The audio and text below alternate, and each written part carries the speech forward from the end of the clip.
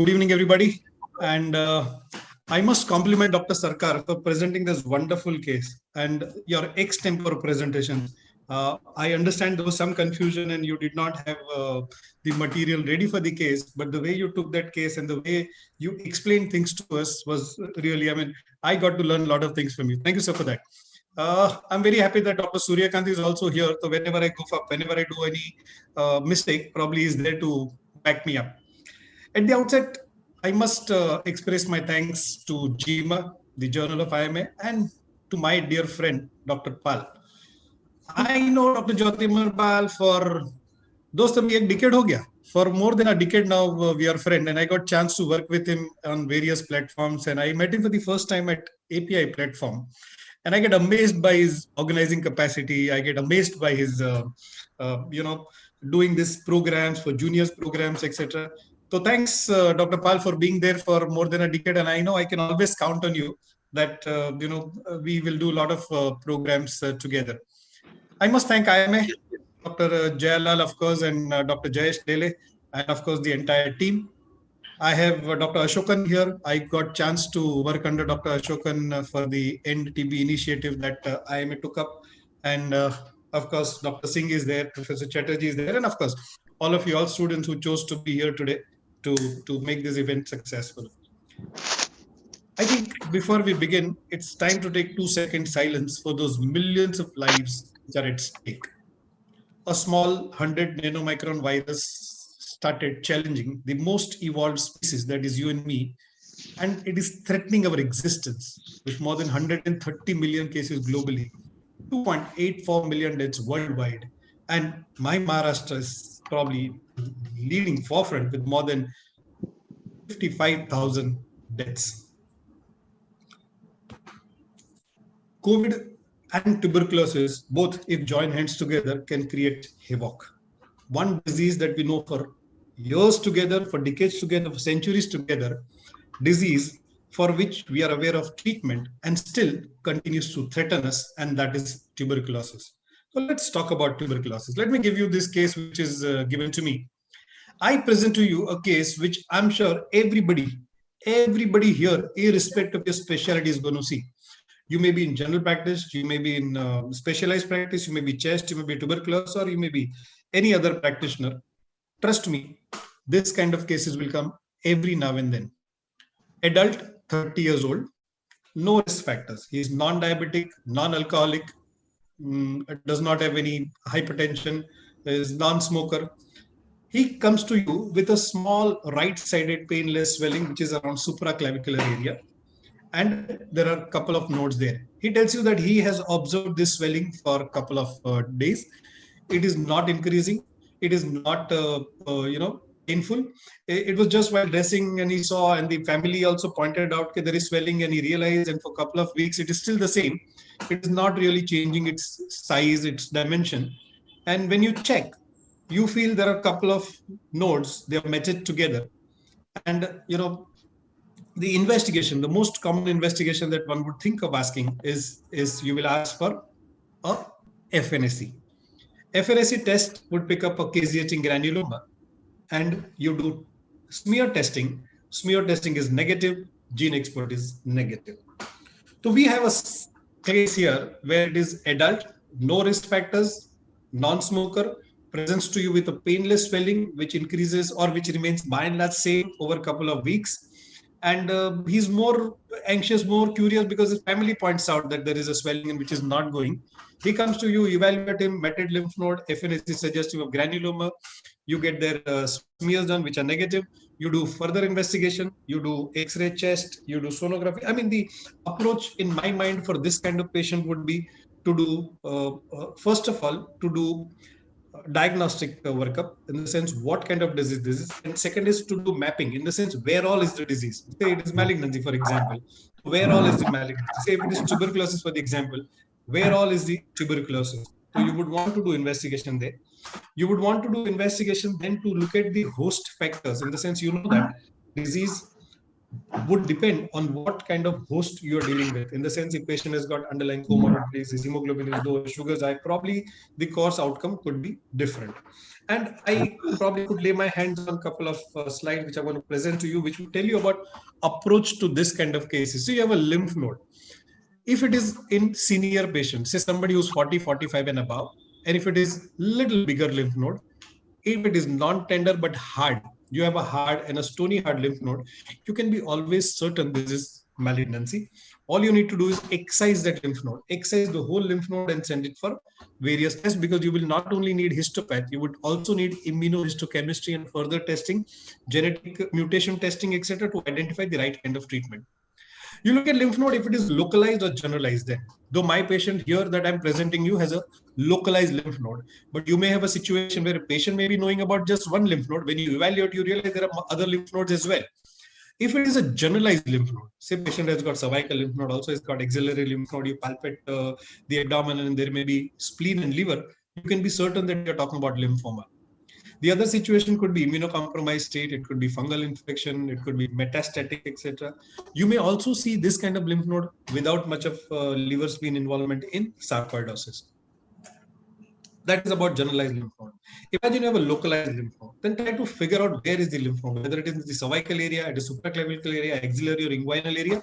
If it is cervical area, by and large, it is due to upper respiratory causes, it is due to ENT causes, it is due to dental causes, etc. Or it may be due to cancer of thyroid or the head and neck malignancies. When it is supraclavicular, probably the kind of case that I'm talking to you about, generally it is tuberculosis, or it could be malignancy mainly from lung cancers and mainly from abdominal cancers. And then you have axillary lymph node, which could be infections or maybe hair follicle infection. You may have a cat scratch disease and other malignancies. Inguinal lymph node could very commonly seen with sexually transmitted disease. This is kind of the workup that I keep in mind when I'm looking at lymph nodes and when I do clinical examination, history taking, etc. And when I'm certain about it, say I know if my patient tells you I've got cough for a few days, I got hoarseness of voice, my eyes are red, conjunctivitis I have, and then there is purulent secretions coming out of the nose, I know I'm talking about either upper respiratory tract infection or it may be viral conjunctivitis, and it is lymph node associated with that. I would advise all of you to just treat that condition. It's a short onset disease and you don't require any investigation. In most of the situations, it would settle down on its own. Suppose if you have history where you are thinking in terms of, say, lymphoma, say syphilis, you're thinking in terms of immunocompromised disorders, you may do specific testing, come to conclusion and treat that particular condition. You don't have to treat that lymph node. Suppose if it is unexplained, and we discuss whether it is localized or generalized. Based on that, you will do further workup. If it is localized and if you do not have any other etiology, if you do not have any other risk, if there is no risk for malignancy, you can actually put these nodes under observation and it may resolve on its own. You don't need to do anything beyond that. So that's what the workup I have in mind. I present to you this slide, which tells you about what kind of history, what kind of exposure will take you to the etiology. Say you have an exposure of, say you have pets in the house, you have cats, you can have something called as cat scratch disease. The granuloma could be just because of cat scratches. You may have a patient who's, family who's eating uncooked meals. You may be talking about toxoplasmosis, or you may have various diseases like cytomegaloviruses, HIV related. There could be occupational history. You may think in terms of certain occupational hazards. Travel history may give you certain clue about from where the patients are coming and the disease which are prevalent in that area. Trust me, there are certain medicines which can also give you lymphadenopathy. Though we are not using these medicines often, but there are drugs like atenolol and captopril could give you lymphadenopathy. And you have various evaluations depending on what kind of suspicions you have clinically. I'm not going to take you through this detailed list. What I'm trying to tell you is one must clinically suspect and then probably investigate accordingly this patient. So history taking and clinical evaluation becomes extremely important. That takes you to investigation. So most of us would do, I'm sure everybody here would agree that a young patient, supraclavicular lymphadenopathy, no other clue, no other risk factors. In our country, we are talking about tuberculosis. So this patient was put on 4 drugs AKT. He tolerated drugs very well and he responded to it very well. Luckily, there was no reaction. I'm sure everybody again here would agree that most of this patient will have gastritis, most of this patient may have hepatitis, etc. All that happens in first 7 to 10 days. So if generally a patient tolerates first 7 to 10 days of treatment, they have a smooth walk, and then there are generally no issues with tolerance. As I said, CT scan chest and USG abdomen was normal, and I was very happy with this progress. Patient is doing well, and then this must be tuberculosis. A turn comes here where after 2 months, there is a new swelling on left side. So the previous node reduced slightly in size, but it did not disappear. And now there is a new swelling on left side. There are no other symptoms. So now, again, very commonly seen, these lymph nodes are known to behave in a very funny way. You put this patient on treatment, one lymph node depresses or subsides and another comes up. Or the same lymph node increases in size. Or the same lymph node opens up, bursts up and forms a sinus tract. So these lymph nodes behave in a very bizarre way. In this situation, no risk factor patient, non-addict patient, a suspicion of tuberculosis, FNAC suggestive of granuloma. Only thing is AB was negative. Only thing is gene expert was negative. And this patient developed a new lesion on the opposite side, on the other side. Then we looked at the history. Patient presented to us at this stage, and when we looked at the history, and patient was put on the standard drug regime, which would be expected for this case, and that was INH, rifampicin, ethambutol, and pyrazinamide. But unluckily, what was mistaken was this patient was not put on the right dose of AKT. This patient's weight was 90 kg. And for 90 kg, the drug regime that I have written, or the drug regime that patient was offered for 37 to probably 50 kg of weight. Anything more than 50 kg of weight would require different combination. In fact, there is a growing school of thought which says that rifampicin can be given up to 900 milligram if patient is 90 kg. That means you need to give rifampicin 10 milligram per kilogram. You need to give INH 5 milligrams per kilogram. And if this patient would require right dose of INH, it would be 450 milligrams of INH. And ethambutol and pyrazinamide accordingly. So you'll give ethambutol 20 milligram per kg, you will give pyrazinamide 25 to 30 milligram per kg. And this is what happened. So this was actually a case of fall and rise. In the sense, patient was put on treatment. Earlier, there was some improvement, but since there was inadequate dosages, the bugs started developing resistance, and there was a new disease came up. So the differential that you will have in mind at that time, first the question your diagnosis. What if it is not tuberculosis? If it may not be tuberculosis at all. It may be a case of malignancy. It may be a lymphoma. It may be a sarcoidosis. It may be anything else. Second, if it is TB, now you have to look at whether it is a drug-resistant tuberculosis. Since gene expert was negative, is it atypical tuberculosis? Or what Dr. Pal mentioned a couple of minutes ago, whether it is a paradoxical reaction. So you're dealing with these possibilities. First, you question your diagnosis, whether your diagnosis of TB is correct. If TB is correct, whether it is now drug-resistant tuberculosis, or it is atypical tuberculosis since initial gene expert was negative, or it is a paradoxical reaction. To understand that, you have no option now but to excise the whole lymph node. The whole lymph node was excised and was sent for cultures. And it was sent for gene expert. Gene expert came positive. So that means it was a tuberculous confirmation. Then it was showing rifampicin sensitive. Then we asked for LPA, that is line probe assay 1 and 2.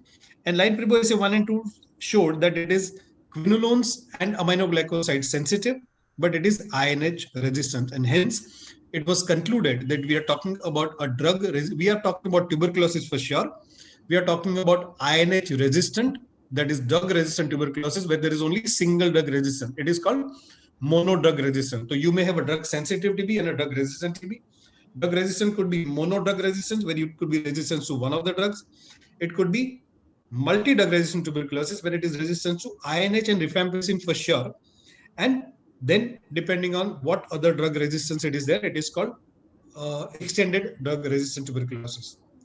Since it was INH resistant, monoresistant, patient was continued on rifampicin, ethambutol, and pyrazinamide, and patient was given a drug called moxifloxacin, the fourth drug. The current recommendation is you continue these 3 drugs with a quinolone for a period of 6 to 9 months. Patient did extremely well. The lymph node completely disappeared. He did not have any residual nodes as well. He was monitored, every year for next couple of years, and he did well. So my learning points from this particular case for us will be, tuberculosis is still the most common etiology for cervical lymph nodes. So whenever you have cervical and especially the supraclavicular lymph node in young patient, no risk factors, non-smoker, tuberculosis is still one of the commonest etiology. Please investigate your patients in detail. I would have preferred on the first presentation when tuberculosis gene expert was negative and AVs were negative, I would have preferred doing excision biopsy there. Or I would have preferred repeating the aspiration and repeating cultures that time and sending it for gene expert again. We are responsible for mismanagement. Trust me, it is you and me who have created this drug-resistant tuberculosis. We have not learned from our mistakes. We must give weight-based treatment to each patient. Every patient, the treatments are standard. You give them 4 drugs if patient has got drug-sensitive tuberculosis, but it must be weight-adjusted. Treatment of drug-resistant tuberculosis must be done in specialist hand. So you have a Dr. Sarkar there, you have Dr. Suryakant there. This patient must be sent only to them and must not be managed at family physician's level. And at the family physician's level, I expect you to monitor all these patients every time they come to you. In fact, you call them every 15 days, look at their weight, look at the development of side effect, and look at compliance. If that is what family physicians here promise me that they would do this follow-up regularly, they would check patients' compliance and they would look after side effects of all this tuberculosis, I would consider this effort that Dr. Pal has taken and the effort that all my colleagues, all my co-faculties have taken has paid their values. Thank you very much for your patient hearing.